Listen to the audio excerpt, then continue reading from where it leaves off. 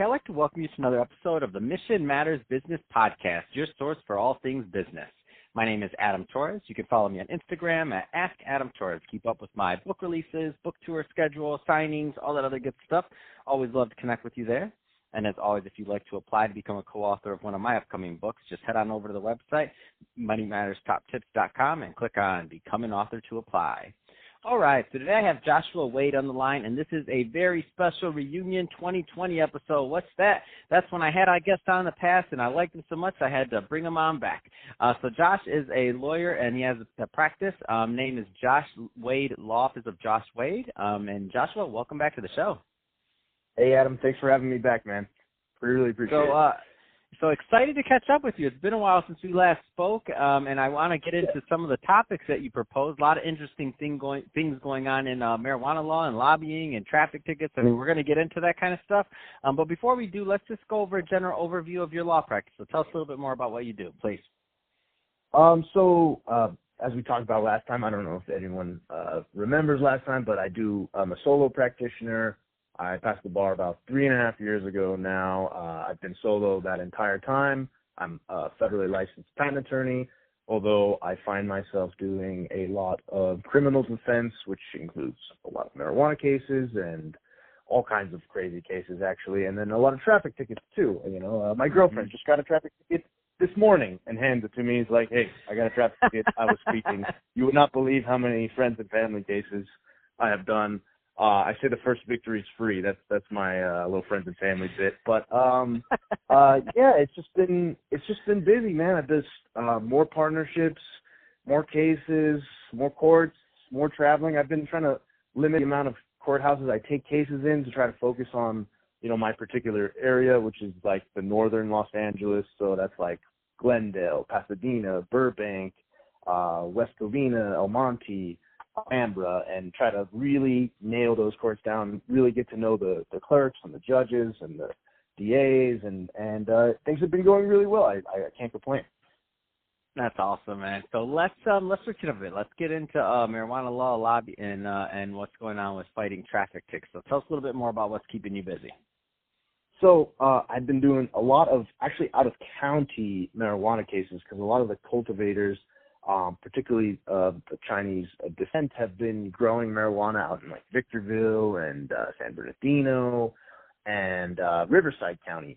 And those have been keeping me busy. We've done dozens of felonies and misdemeanors. So I don't know how familiar you guys are with this, but a few years ago, California legalized marijuana, but they have done such a poor job, California the state, in issuing these licenses and issuing licenses to people who want to grow, and the demand obviously far outstrips the current supply of licenses, and there's still tons and tons and tons of black market marijuana leaving California every single day, usually going to some of the eastern states or basically places where it's illegal, and there's this huge market for, cultivators, housing, hydroponics, all the stuff that's involved in growing marijuana and cultivating marijuana, including legal services, defending against the crimes of legal marijuana or illegal marijuana, and that's what I find myself doing a lot of the time. And it's crazy to me because in the beginning, the district attorneys seemed like they didn't want anything to do with these cases. They didn't really know what to do with them. So them were being dismissed for very, very low, it's like nothing, basically nothing. There's small slaps on the wrist, and now we find ourselves almost 2 years later, and they're charging them as felonies. They're finding ways to charge them as felonies. I've done like felony conspiracy to cultivate marijuana. That was a fun one out in Mojave Desert. Of course, all 6 of those defendants got dismissed, at prelim because it's nonsense. You can't be guilty of a conspiracy to grow marijuana as a felony if growing marijuana is only a misdemeanor. Anyways, it's kind of silly. But it's been trying to figure out creative ways to do. So they're really going after him now, right?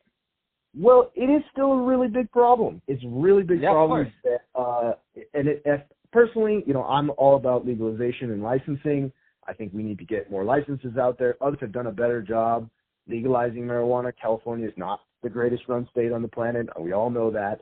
And, there's just not enough legal licenses out there, and the black market is still strong, and there's an ungodly amount of money still out there in the black market, and that's not good. As long as there's profit to be made, people will do it because, they can't do anything else or they want to make more money. But, I find myself doing a lot of negotiations in different courthouses with different DAs with all those cases, and it's crazy to me to see the variety of offers all the way up from, 2 years, 3 years state prison, all the way down to if you do 10 AA meetings, which is a NA meeting, which is Narcotics Anonymous, which, they're not drug users, they're mostly farmers, but, for a dismissal. So, you have like an extreme end of like they want real prison time for these crimes, nonviolent. Sometimes there's utility theft involved, and that's a lot of times how they get to the higher level of punishment. Mm-hmm. But for cultivation, for a misdemeanor with a maximum 6 months as the underlying real crime and profit motivator for why people are doing these types of things. So, I mean, if anyone's listening that can change anything, make it easier to get a license, make it easier for people to run a legal weed business.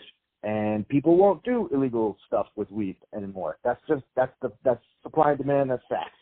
Nothing's going to change that. So that's my little bit about that. I love hearing your perspective on this, Joshua. Because the thing is I interview a lot of people on this show, and I had people from the everywhere in the supply chain, like every single. And I think you might be the first person that's attacking the angle from the defense of what's going on with how hard it's been for people to get licenses and other things like that. I'm like, gosh, it makes perfect sense. And this is the stuff like, come on, it's on CNBC, it's on everything all day long. They're talking about the gold rush, the green rush, or the this or that, all the profit to be made. Nobody's really giving any attention to this other side of things that's happening. Well, there's still a lot of people, a lot of government money, government time. There's a whole marijuana enforcement task force, which is a multi-county, police agency unit that goes around investigating and doing these crimes and things like that, investigating these crimes and arresting people. Mm-hmm. There's dozens of arrests made every week. I do a lot of those cases, and it's just, why? Why are we doing this? Why are we incarcerating people for marijuana?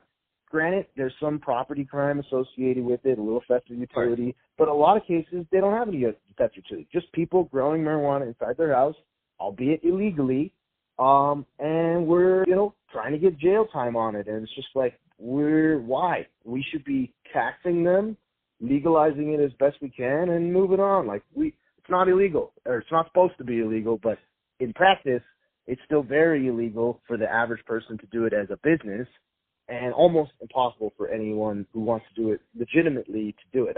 The figure that I've heard from some of my people out there in the world is it takes about $2 million to get a legal weed business going, and that's absurd for something that you can just plant in the ground and start growing and be growing very well and profitably, albeit illegally, for very little money. You know what I mean? But that's how much money it takes to get going. That's what I've heard. That's word on the street. But yeah, man, it's interesting. Man, well, I guess, and again, I guess it's keeping you busy though. So I'm happy to hear you're busy. Let's throw that out there. I'll throw that out there on my end, and business is going to be good for you for a long time on that one, because we know the state of California is not going to be moving too quick on this. Let's just say. No, they're not. But I have high hopes, because it's really a waste of human resources to try to prosecute people. It truly is. I'm happy to take their money and get paid, but it's not something it's not making society better. Let's put it that way. Oh, man. Well said and well put.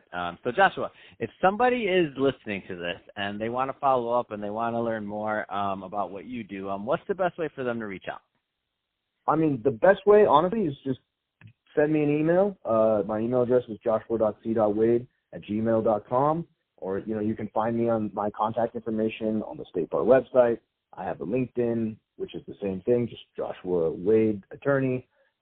Maybe search Los Angeles. I'm not a huge social media guy. I know this is a social media push, but I'm not like one of those guys that's doing a bunch of advertising or have a Instagram about my stuff. I try to stay a little bit under the radar. But, if you want to find me, you can find me. I'm here in Los Angeles. You can give me a call, and I'm happy to talk to you about any subject, really. But yeah, Awesome, yeah, that's man. it. Fantastic. I wish we had more time. Awesome. More No, man. Awesome catching up with you, seriously. And I love that input you put in that angle, because I had no idea, but it makes so much sense once you said it. And to the audience, as always, thank you for tuning in. Hope you got a lot of value out of this. Hope you had fun listening. Definitely had fun making this for you. If you did, don't forget, subscribe to the podcast. Leave us a review on the iTunes store, and don't forget, if you're watching this on the YouTube channel, give us a subscribe there, and leave us some comments on the video. Love to hear your opinion. And Joshua, thanks again for coming back on the show.